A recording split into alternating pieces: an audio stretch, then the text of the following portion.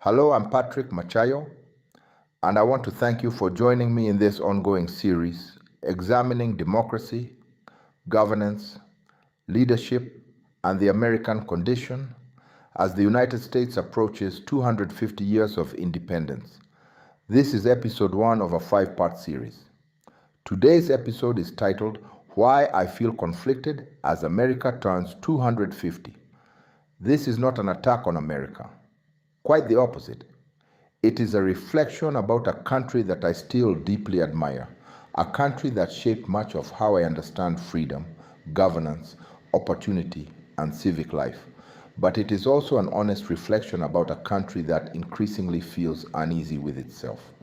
And I think many Americans feel that unease, even if they struggle to explain it. I know I do. I sometimes think back to high school and how simple America seemed to me then. I remember being asked to write an essay about the country I admired most. I chose the United States immediately. When my teacher asked me why, I said what I had heard over and over again growing up. America is the land of the free and the home of the brave. I believed it completely. But when she asked me to explain exactly what I meant, I struggled. I could repeat the words, but I could not yet fully explain the system, the values, or the contradictions behind them. That understanding came later. It came through experience. It came through military service. It came through watching America from both inside and outside its borders. I served in Europe during the final years of the Cold War, and from that vantage point, America looked remarkably powerful and remarkably confident. I watched the Soviet Union collapse under pressures it could no longer sustain. American military strength mattered, yes, but so did the broader American system. Innovation, economic influence, democratic legitimacy, alliances, culture, and confidence. America felt like a country that believed in itself.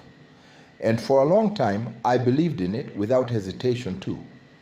Even during the War on Terror, after the attacks against the United States, I had no problem understanding why America responded the way it did.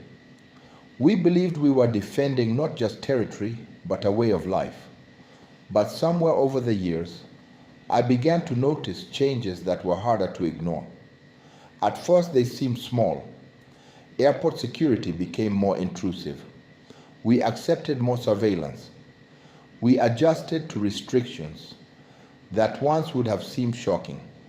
Take off your shoes, no bottled water, enhanced searches, data collection, watch lists. At first, these changes felt temporary, necessary, rational. But eventually I started asking myself a question that I never expected to ask. At what point does protecting freedom begin to quietly reshape freedom itself? That question has stayed with me for years now.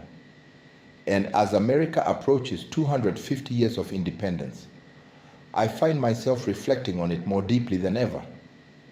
Because on one hand, America has accomplished extraordinary things.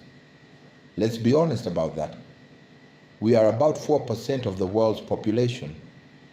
Yet America has produced the overwhelming majority of Nobel Prize winners in modern history. Our universities remain among the strongest in the world. American entertainment, music, film, and technology shape global culture in ways no other country has fully replicated.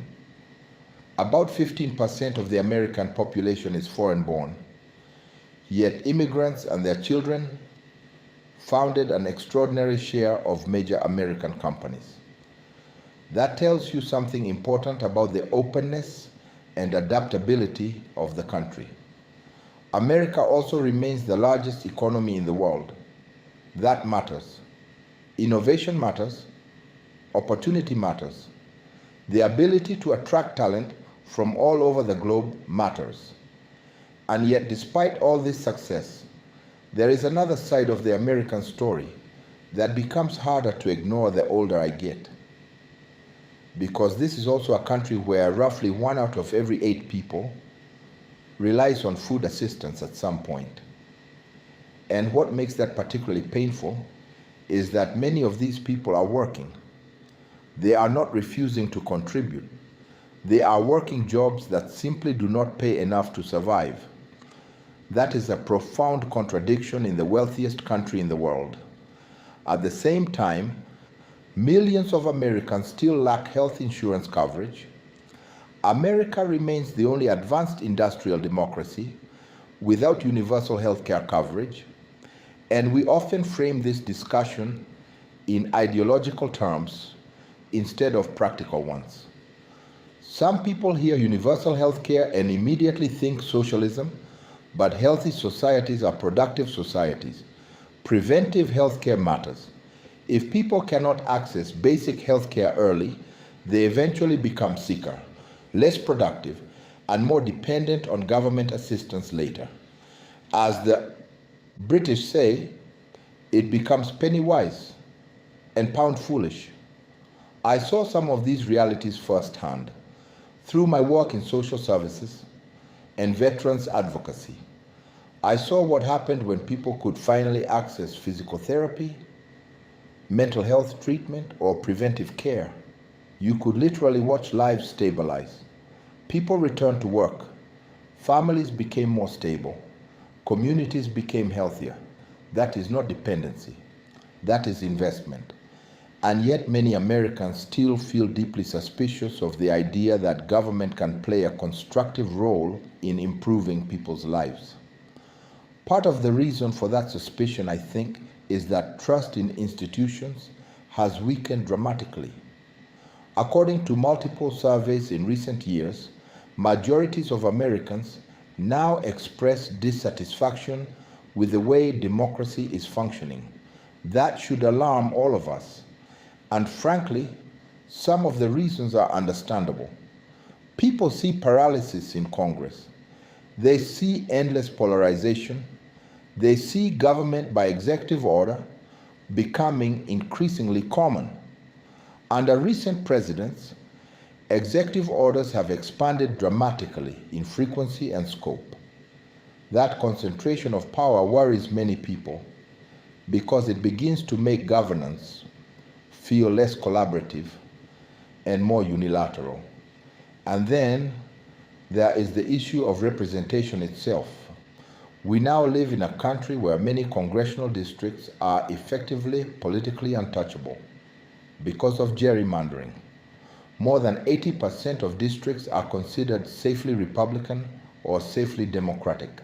That changes incentives. Politicians no longer need to persuade the center.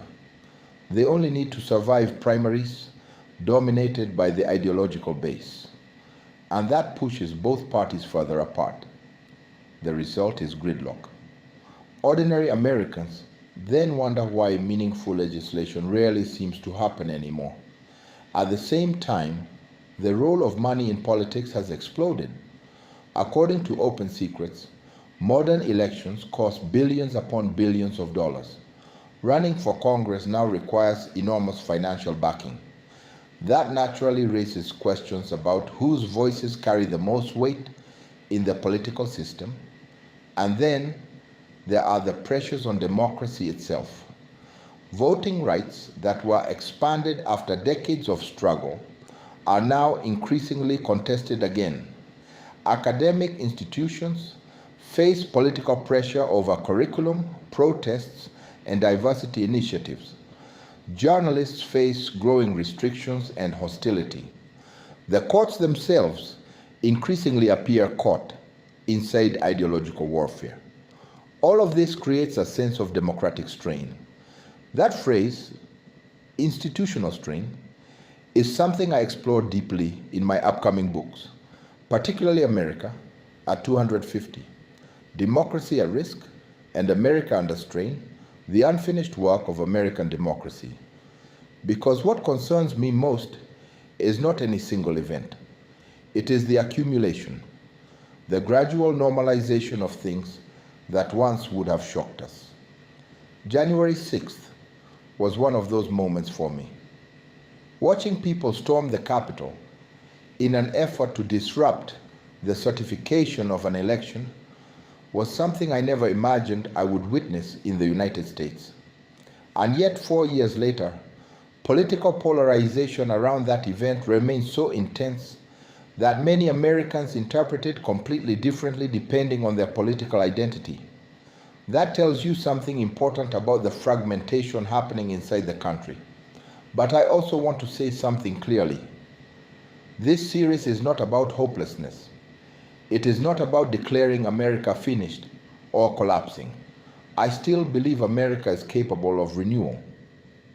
In fact, one of the strengths of American democracy historically has been its ability to confront its own failures and adapt. We have done this before. The country overcame slavery. The country confronted segregation. The country expanded voting rights. The country became more inclusive over time. Progress was not automatic, but it happened because people were willing to challenge injustice openly. And that is why I believe reflection matters now. Because patriotism is not blind celebration. Patriotism also means honesty. It means caring enough about your country to confront uncomfortable realities instead of pretending they do not exist. As we approach 250 years of independence, I think America has every reason to celebrate its accomplishments. But I also think this should be a moment of national reflection. What kind of democracy do we want to be? What kind of country do we want future generations to inherit? And are we still capable of balancing freedom, opportunity, accountability, and cohesion in ways that sustain the American experiment? Those are difficult questions.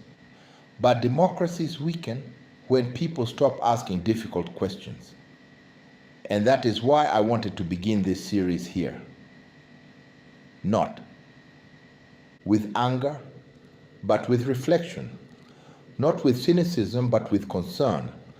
Because despite everything I have discussed today, I still believe in the promise of this country. I still believe America matters. And perhaps that is exactly why these conversations matter so much. I'm Patrick Machayo, and I want to thank you for joining me in this ongoing conversation about democracy, governance, leadership, and the future of the American experiment as the United States approaches 250 years of independence. This was episode 1 of our 5-part series. I look forward to continuing this conversation with you in episode 2.